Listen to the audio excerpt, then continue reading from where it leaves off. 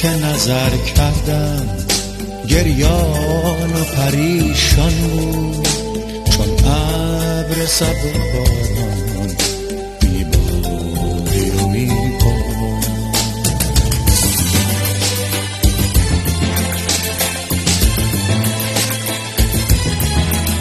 من درد محبت را هرگز به تو نسپردم، این عقده دیرین را میدانی و میدانم.